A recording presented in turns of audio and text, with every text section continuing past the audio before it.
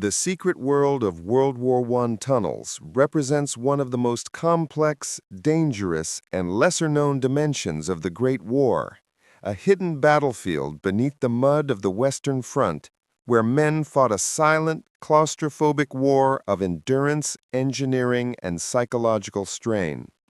As both sides quickly realized the static nature of trench warfare, attention turned underground, where the struggle for tactical advantage played out in suffocating darkness far removed from the thunderous noise of artillery and machine gun fire above. Tunneling units, often composed of experienced miners from Britain, Australia, New Zealand, Canada, and Germany, were recruited for their skill in confined spaces, their mastery of soil and rock, and their familiarity with handling explosives under extremely dangerous conditions. These men dug long, winding galleries beneath enemy lines, some stretching hundreds of meters across unstable ground, often separated from enemy tunnels by only a thin veil of earth, guided by little more than intuition, muffled sound, and the dim, flickering glow of oil lamps or carbide lanterns. The physical environment of the tunnels was brutally harsh. Oppressive heat due to lack of ventilation, unstable earth that could collapse without warning, stagnant air heavy with smoke and sweat, choking dust that clung to the lungs, and constant water seepage that transformed narrow passages into cold, mud-filled trenches. Rats, lice, and insects thrived in the darkness, adding yet another layer of misery to the already unbearable working conditions. Yet even more overwhelming was the psychological tension created by the knowledge that the enemy was digging too, that trained listeners using primitive but effective acoustic devices were detecting every vibration, and that at any moment a countermine, camouflage, or sudden inrush of earth could bring instant death. The objectives of these tunnels varied widely.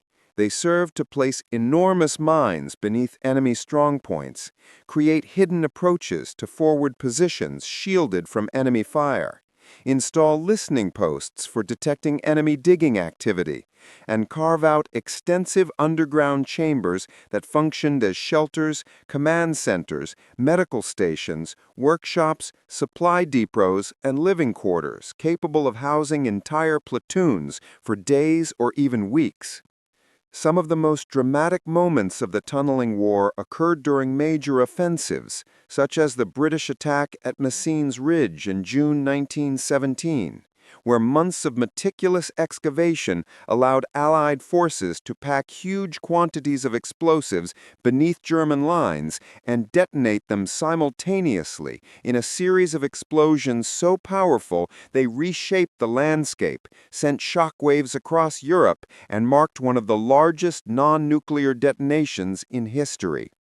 Yet such spectacular feats represent only a fraction of the everyday reality endured by tunnelers, whose service consisted of endless hours of exhausting labor in cramped, sweltering tunnels, picking and shoveling in near-total silence, always listening for telltale signs of enemy movement, and racing against time as tunnel roofs sagged, shafts filled with water, or pockets of gas seeped from the earth. Communication was extremely limited, consisting often of taps on wooden supports or brief whispered instructions, and the narrow, twisting spaces demanded extraordinary coordination, since even a loud cough or misplaced hammer strike could reveal one's position to enemy listeners equipped with geophones and other rudimentary acoustic tools. The technology used, although primitive by modern standards, was impressively innovative for the era. Tunnelers employed geophones to locate enemy diggers with remarkable accuracy, designed improvised ventilation systems to supply fresh air, and reinforced vulnerable sections using timber supports, sandbags, corrugated iron sheets, and other materials repurposed from battlefield debris.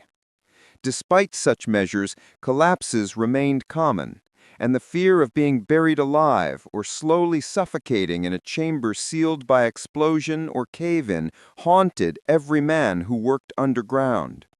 Many tunnelers later recounted the chilling experience of hearing the enemy scrape or speak through the soil, sometimes so clearly it felt as though the opposing miners were only inches away, creating a surreal sense of proximity despite the isolation of the tunnels.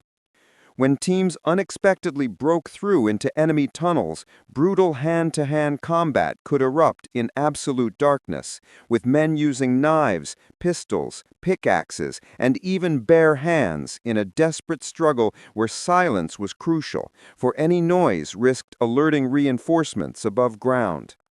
Beyond offensive operations, the tunnels served vital logistical functions, allowing armies to move men and supplies beneath the lethal expanse of no man's land, and enabling sudden, unexpected troop deployments behind enemy positions. In some sectors, these subterranean networks expanded into vast underground complexes equipped with electric lighting, kitchens, barracks, chapels, and fully functional medical stations capable of treating dozens of wounded soldiers. The Germans developed extensive cave systems carved into chalk and limestone, fortified with concrete and steel, while Commonwealth tunnelers concentrated heavily on offensive mining to break the stalemate of trench warfare. The subterranean conflict significantly influenced strategic planning. Generals learned to anticipate enemy mining operations. Artillery barrages were directed specifically to collapse suspected tunnels, and infantry attacks were frequently synchronized with the timed detonation of mines to maximize shock, confusion, and the psychological impact on defenders. Despite their critical contributions, tunneling units remained largely overlooked in post-war histories, overshadowed by the more visible battles fought above ground. However, the survival of diaries, letters, engineering records, and personal testimonials, coupled with modern archaeological exploration, has shed new light on their extraordinary efforts. Excavations of preserved tunnels have revealed the skill and resourcefulness of these underground soldiers. Graffiti etched into chalk walls, abandoned tools left exactly where they fell a century ago, personal effects lost in the darkness, and collapsed shafts that silently testify to the relentless danger they faced. Historians and archaeologists now use these findings to reconstruct the daily lives of the tunnelers, who often worked barefoot to avoid making noise, crawled through shafts scarcely bigger than their bodies, and navigated a world where every sound carried the potential for sudden death. Their work highlights the adaptability of industrial societies during the war. As miners, engineers, geologists, carpenters, and laborers applied their technical expertise to a military environment that demanded constant innovation and bravery. Although some mining operations achieved remarkable tactical victories, their broader strategic impact varied widely, since even the largest explosions often produced only temporary gains, and in some cases the enormous craters became obstacles for advancing troops. Nonetheless, the psychological impact of underground warfare was immense. Soldiers lived with the constant fear of being blown apart by unseen explosives, ambushed in darkness, or entombed beneath tons of earth. The secret world of World War I tunnels thus encapsulates the resilience, ingenuity, desperation, and humanity of the conflict, revealing a realm of warfare that, while largely invisible to the outside world, played a crucial and often underestimated role in shaping the outcome of events along the Western Front.